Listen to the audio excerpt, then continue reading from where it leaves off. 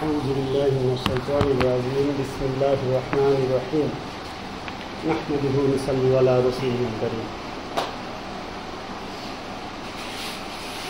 সম্মানিত উপস্থিতি আসসালামু আলাইকুম। শুকরিয়া মহান রব্বুল আলামিনের দরবারে যিনি এই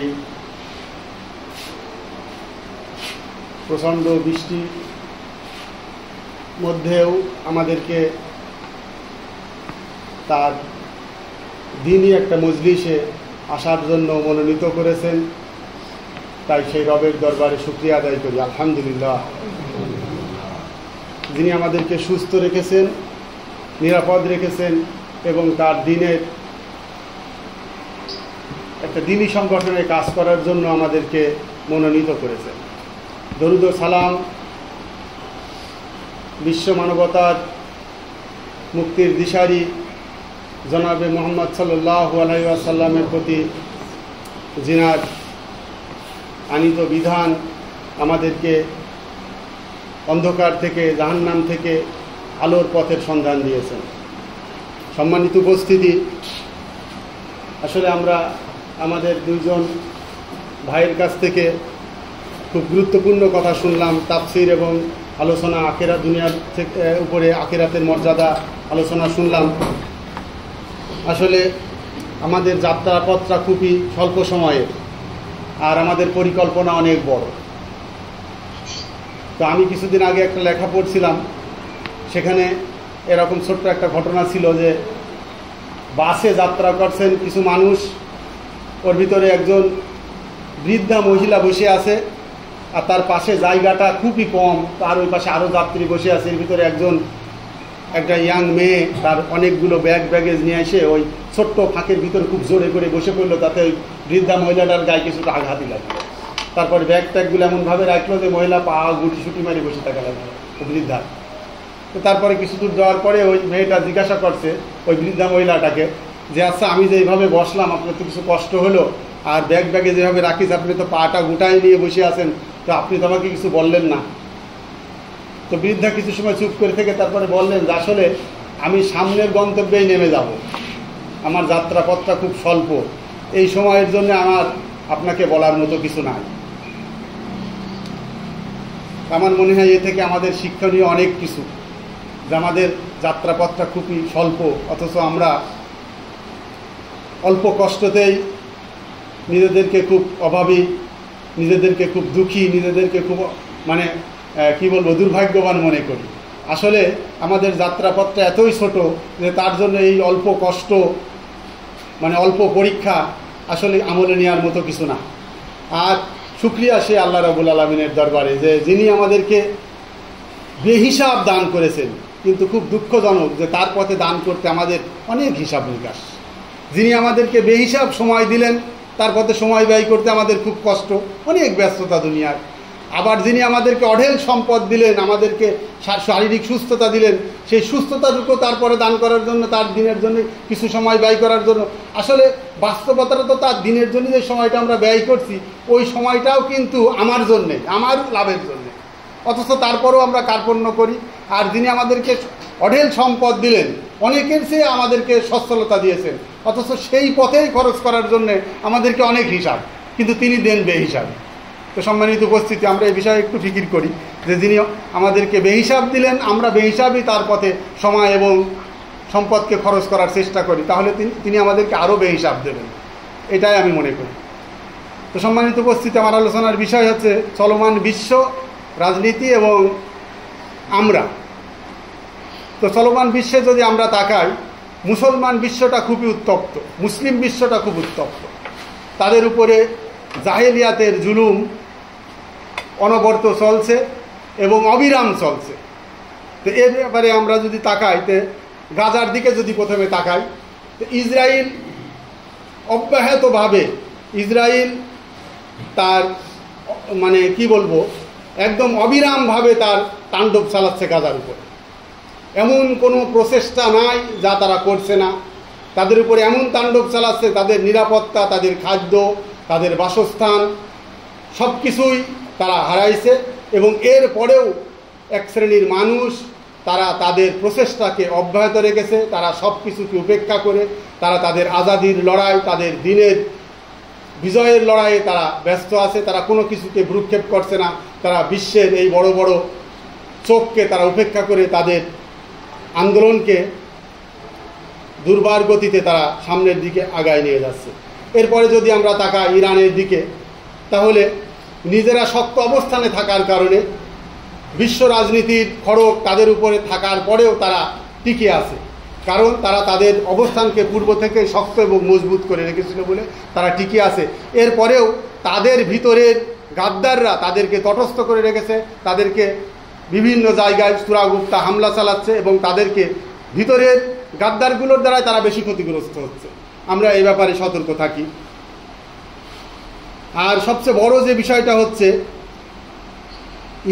ইরানের অবস্থাটা এখন এমন যে তারা অল্প অসচেতন হলেই তাদের উপরে বড় বিপদ আসার সম্ভাবনা। তাদের চোখকে এখন বহির্বিশ্ব এবং তাদের আভ্যন্তরীণ ব্যাপারে সজাগ থাকতে হচ্ছে। আমরা যদি লক্ষ্য করি তাই দেখতে পাই। এরপরে যদি আমরা সিরিয়ার দিকে তাকাই, সিরিয়ায়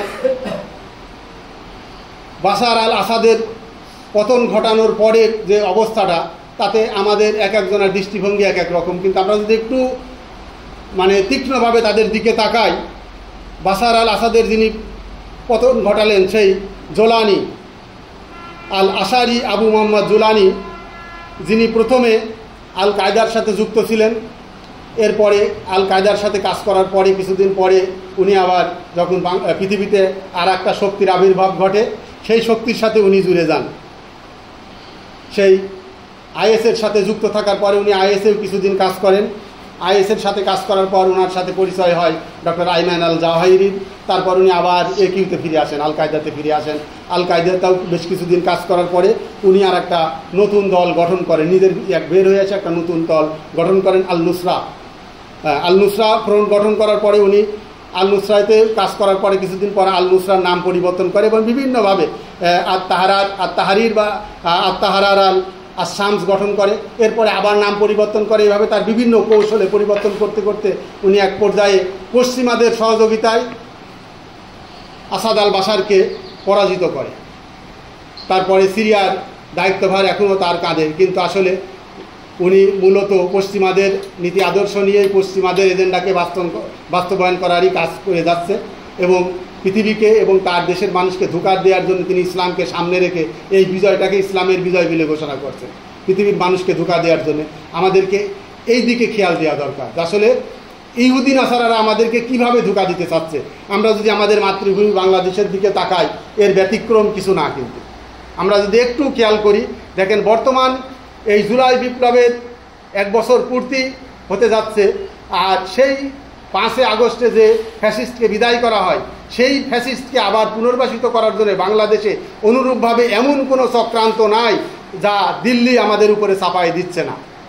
আপনারা রিসেন্টলি যে ঘটনাগুলো দেখবেন, যে ঢাকাতে গত 2 দিন আগে একজন চলমান চাকরিরত অবস্থা এক মেজর, সে ঢাকাতে একই ফ্রন্টে 400 জনকে ট্রেনিং দিয়েছে। সেই 400 জনের ভিতরে আওয়ামী লীগের, ছাত্রলীগের, নিষিদ্ধ ছাত্রলীগ, আওয়ামী লীগের বড় বড় লিডার এবং কর্মীরা, ত্যাগী কর্মীরা তাদেরকে প্রশিক্ষণ দিচ্ছে। এর ভিতরে তাদের এজেন্ডা হচ্ছে নাশকতা করা, এয়ারপোর্ট এবং ঢাকার মেন পয়েন্টগুলো দখল করে নেওয়া এবং এই 5 আগস্টে তাদের এই এইরকম প্রচার প্রোপাগান্ডা চালাচ্ছে। 5 আগস্টে তারা দেশকে দখল করে নেবে এবং হাসিনাকে আবার কামব্যাক করাবে এদেশে। তারা তাদের প্রত্যেকটা সেক্টরে প্রচার প্রোপাগান্ডা এবং ময়দানেও তাদের অবস্থানটা কিন্তু দৃঢ়, গোপনে দৃঢ় করে রাখছে। আমরা যদি সচেতন না হই, আমরা যদি এ বিষয়ে চোখ কান খোলা না রাখি, তাহলে কিন্তু আমাদের উপরে ওই ফ্যাসিস্টের আবার কিন্তু আগমন ঘটবে এবং আমরা কিন্তু আবার আগের মতোই জুলুম নির্যাতনের শিকার হব। ঠিক বিশ্ব একই অবস্থায় আছে। তাই আমাদেরকে সচেতন হতে হবে, আমাদের চোখ কানকে খোলা রাখতে হবে, যাতে করে আমরা এই ফ্যাসিস্টের বা এই জালিমের সকল প্রোপাগান্ডা এবং সকল অপকর্মকে রুখে দিতে পারি। সম্মানিত উপস্থিতি, এই অস্থিতিশীল পরিবেশ করার জন্য তারা যে যে সেক্টরে কাজ করছে আমরা একটু খেয়াল করি, যে তারা অনলাইনে নামে বেনামে বিভিন্ন প্রোপাগান্ডা চালাচ্ছে। আমরা কিছুদিন আগে লক্ষ্য করবেন যে কুষ্টিয়াতে একটা গ্রুপ, যারা ওই থানাপাড়ার একটা কমিশনার ছিল, সেই কমিশনারের নাম হচ্ছে ধীমান, মুসলিম নাম কিন্তু হিন্দু নাম, ধীমান। সে সহ কুষ্টিয়ার নিষিদ্ধ ঘোষিত ছাত্রলীগের বেশ কয়েকজন নেতা এবং কর্মীর নাম অলরেডি ফেসবুকে চলে আসছে যে তারা কুষ্টিয়াতে আবার আওয়ামী লীগকে, ছাত্রলীগকে পুনর্গঠিত করছে এবং তারা আক্রমণ চালাবে। তারা স্বঘোষিতভাবে এই ঘোষণা দিয়েছে, নিজেরা ঘোষণা দিয়েছে যে আমরা একত্রিত হচ্ছি এবং আমরা কুষ্টিয়াকে আবার দখল করব। আমরা এই জায়গায় আমাদের অবস্থানকে হিসাব করি যে আমরা কোন অবস্থায় আছি, আমাদের কাজ কি। আমরা যদি আমাদের অবস্থানটাকে শক্ত করতে, মজবুত করতে না পারি, আর আমরা যদি আমাদের সচেতনতাকে বৃদ্ধি করতে না পারি, আমরা কিন্তু এগুলো রুখে দিতে পারবো না। আমরা প্রত্যেকেই যদি যার যা নিজ নিজ এলাকায় সচেতন হই, নিজ নিজ এলাকায় প্রতিরোধ করে তুলতে পারি, তো অবশ্যই এদেরকে রুখে দেওয়া সম্ভব। সম্মানিত উপস্থিতি, বাংলাদেশের চলমান রাজনীতিতে এখন একটা বড় বিষয় আলোচনা চলছে, সেটা হচ্ছে নির্বাচনের পদ্ধতি কী হবে। কেউ বলছে পিআর পদ্ধতিতে নির্বাচন হবে, কেউ বলছে যে না আগের পদ্ধতিতে নির্বাচন হবে। এখন এটা নিয়ে ব্যাপকভাবে আলোচনা চলছে। তো গতকালকে দেখলাম একটা বিষয় চলছে, সেটা হচ্ছে যে 2 কক্ষ বিশিষ্ট নির্বাচন হবে বাংলাদেশে। পিআর পদ্ধতিতে নির্বাচন হবে শুধুমাত্র উচ্চ কক্ষে, উচ্চ কক্ষ পিআর পদ্ধতিতে নির্বাচন হবে।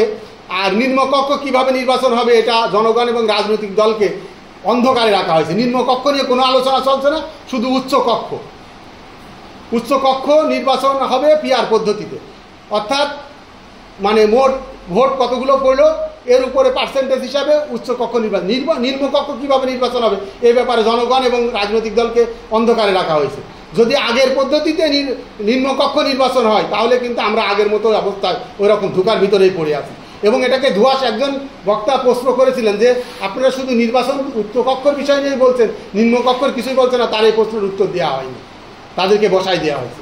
ছাত্ররা কথা বলতে গেছে, ছাত্রদেরকে জুলাই বিপ্লবের আগে তোমাদের কি অবস্থান ছিল, তোমরা এখন কথা বলো, এইরকম কথা বলে তাদেরকে চুপ করাই দেওয়া হচ্ছে। আসলে আবার কিন্তু বিপ্লবী কণ্ঠকে রোধ করে দেওয়ার জন্যে তাদের ফরক কিন্তু আবার উঠে গেছে। তারা আলেমদের উপরে আবার জুলুম নির্যাতন চালাতে চাচ্ছে। আমাদের লাহিনী মসজিদের ইমাম সাহেব গত জুম্মায় খুতবা দেওয়ার কারণে তার কমিটিকে থ্রেট করা হয়েছে এবং কমিটিকে বলা হয়েছে ইমাম সাহেব যাতে এরকম খুতবা আর না দেয়।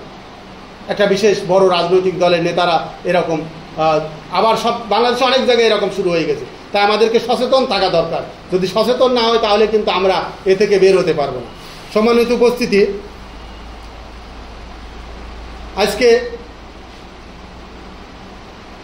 আমরা যে অপরাধগুলোর ব্যাপারে দেখি যে পৃথিবীতে অপরাধ চলছে, একটা নাস্তিক, আসলে নাস্তিক এবং যারা বেধর্মী ইসলাম বিরোধী শক্তি যারা আমাদের উপরে জুলুম নির্যাতন চালাচ্ছে, তারা কিন্তু শুধুমাত্র শারীরিক মানসিকভাবে আমাদের উপর জুলুম নির্যাতন চালাচ্ছে তা কিন্তু না, তারা বুদ্ধিভিত্তিকভাবে সাইকোলজিক্যালভাবে কিন্তু আমাদের উপরে বিভিন্ন রকম জুলুম নির্যাতন চালাচ্ছে। এরকমভাবে একজন নাস্তিক কিছু ছাত্রকে নিয়ে ক্লাস করছিল, একজন নাস্তিক শিক্ষক, সে তার ছাত্রদেরকে জিজ্ঞাসা করছে যে তোমরা তো বলো আল্লাহর হুকুম ছাড়া পৃথিবীতে কিছুই চলে না, কিছুই ঘটে না আল্লাহর হুকুম ছাড়া, তাহলে পৃথিবীতে যে জুলুম নির্যাতন আর অন্যায়গুলো হয় এগুলো নিশ্চয়ই তোমাদের আল্লাহর হুকুমেই হয়। ছাত্রগুলো চুপ হয়ে গেছে। এরপর বলছে তোমরাই বলো যে আল্লাহর হুকুম ছাড়া গাছের পাতাও নড়ে না, তাহলে এই জুলুম নির্যাতন আর খারাপ কাজগুলো অপরাধগুলো তো আল্লাহর হুকুমেই ঘটে। তাহলে বুঝে নাও যে তোমাদের আল্লাহ অন্যায় কাজেও সহযোগিতা করে। তাহলে তোমরা কোন আল্লাহর ইবাদত করো যে আল্লাহ অন্যায় করতে এবং অপরাধ করতে তোমাদেরকে নির্দেশ দিচ্ছে? তা নাহলে তোমরা তো করতে পারতে না, তার হুকুম ছাড়া তো কিছুই ঘটে না। যে ছাত্রটা উত্তর দিয়েছিল সে চুপ হয়ে গেছে। এবার পিছন থেকে একটা ছাত্র দাঁড়াই গেছে যে স্যার আমি কিছু কথা বলবো। তো বলো। যে বলছে যে স্যার এই যে আমরা এই কক্ষটার ভিতরে যেমন আমরা এখন প্রোগ্রাম করছি, যদি এই লাইটটা অফ করে দেওয়া যায় এর ভিতরে অন্ধকার হয়ে যায়। কথা বলছে শোনা যাচ্ছে না। তো তখন ছাত্ররা বলছে যে স্যার এই লাইটটা অফ করে দিলে এখানে অন্ধকার হয়ে গেল, তো তার মানে কি? স্যার বলছে তার মানে এটা অন্ধকার হয়ে গেল। তো বলছে কি আচ্ছা বিজ্ঞান কি বলে অন্ধকার বলে দুনিয়াতে কিছু আছে, পৃথিবীতে কিছু আছে অন্ধকার বলে? তখন স্যার বলছে না, বিজ্ঞান এটা বিশ্বাস করে না। তো বলছে এই যে অন্ধকার তো হয়ে গেছে। তো তখন ছাত্ররা বলছে স্যার আসলে অন্ধকার বলে পৃথিবীতে কিছু নাই, অন্ধকারটা হচ্ছে আলোর অনুপস্থিতি। আলো জ্বালাই দিলে যে অন্ধকার চলে যায় ওটা অন্ধকার না। তো ওই রকমভাবে পৃথিবীতে যে অপরাধগুলো সংঘটিত হয় আমার আল্লাহ এটাকে অনুমোদন করে না, স্বীকৃতি দেয় না, আল্লাহ হুকুমও দেয় না। পৃথিবীতে অন্যায় হচ্ছে ন্যায়ের অনুপস্থিতি। যখন ন্যায় অনুপস্থিত থাকে সেখানে অন্যায় হয়। অন্যায় ন্যায় যদি সবাল হয়ে দাঁড়ায়, অন্যায় দূরীভূত হয়ে যায়। তো পৃথিবীতে আজকে যদি আমরা মনে করি যে অন্যায় পৃথিবীতে এরকম সব কিছু দখল করে নিয়েছে, জালিমরা সব কিছু দখল করে নিয়েছে, এইটা আমাদের ব্যর্থতা। ন্যায়কে যদি আমরা সবল করতে পারি, অন্যায় পৃথিবী থেকে বিলুপ্ত হয়ে যাবে। এটা আল্লাহরও ওয়াদা, যে আলো অন্ধকারকে দূরীভূত করে দেয়, ওইভাবে অন্যায় ও ন্যায় ও অন্যায়কে দূরীভূত করে দেয়। তাই আমরা ন্যায় প্রতিষ্ঠার জন্য যদি একতাবদ্ধ হই, আমাদের মিশনকে সামনের দিকে আল্লাহর হুকুম অনুযায়ী চালাই নিয়ে যেতে পারি, তো নিশ্চয় পৃথিবী থেকে আমরা অন্যায়কে এরকম মিটাই দিতে পারবো, বিলুপ্ত করে দিতে পারবো। আমি এই বলে আমার কথা শেষ করছি। আল্লাহ রাব্বুল আলামিন যাতে আমাদের কাজকে সামনের দিকে আগায় নিয়ে যায়, আর আমাদের স্লোগানকে আমরা সমুন্নত রাখতে পারি, যে আসুন আমরা সবাই সতর্ক থাকি, দিন ও দেশ নিরাপদ রাখি। আসসালামু আলাইকুম ওয়া রাহমাতুল্লাহ।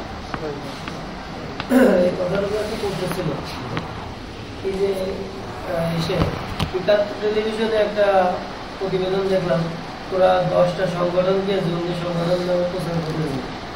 আসলে এগুলো কি সেই আবার আগেরই পূর্বাভাস? ওরা টুকা দিয়ে দেখছে আমাদেরকে আমরা কি করতে পারি। 10টা সংগঠনকে আমি দেখেছি এই জিনিসটা, যে ওরা 10টা তবে ওটা ঘোষণা দিয়ে চুপ করে আসে, ওরা দেখছে আমাদের অবস্থাটা কীরকম হয়। এটা সত্য, ওরা ইয়ে করছে। মামলাটাও হয়েছে সত্য, যদিও মামলা কার্যকর শুরু হয়নি, কিন্তু মামলা হয়ে আছে। অথচ দুঃখজনক যে বাংলাদেশের যারা বড় বড় ইসলামী দল বলে আমরা চিনি যাদেরকে, তারা এই ব্যাপারে কোনো কথা বলছে না। ওই একটাই কারণ, যে তাদের ভোট ব্যাংক নষ্ট হয়ে যাবে, পশ্চিমারা বা ব্রাহ্মণ্যবাদী শক্তি তাদের উপর জুলুম নির্যাতন চালাবে, বা তাদের মানে কি করবে, তাদের ক্ষমতায় আসার পথ রুদ্ধ করে দেবে। এই কারণে তারা এই ব্যাপারে কথাও বলছেন না। বেশিরভাগ কালকে চ্যানেলগুলোই আছে মেজরের নাম আসছে, অথচ 71 সালের মধ্যে কর্মীকে ধরা হয়েছে। এবং দুঃখজনক ব্যাপার যে মেজরকে এই অভিযুক্ত করা হয়েছে এবং ধরা হয়েছে, তার মোবাইল ফোন এবং তার ল্যাপটপ জব্দ করা হয়নি। অদৃশ্য কারণে তার কোনো ডকুমেন্টস এখনও প্রশাসনের হাতে নাই। সরকারি উচ্চ পর্যায় থেকে এই ডিভাইসগুলো জব্দ করার জন্য খুব জোর তাগিদ দেওয়া হচ্ছে। এবং সেনাবাহিনীর একজন বড় মাপের অফিসারকে আমি কালকে বক্তৃতা দিকেও শুনলাম এই বিষয়ে, উনি বললেন যে আমরা মিডিয়া থেকে এবং বিভিন্ন মহল থেকে এই সংবাদ শুনছি, তাকে আইনের আওতায় আনা হয়েছে, প্রমাণ সাপেক্ষে আমরা পরে বলতে পারবো আসলে ঘটনাটা কি। অস্পষ্ট রাখছে বিষয়টা। আলহামদুলিল্লাহ, ভাই খুব মূল্যবান আলোচনা করলেন।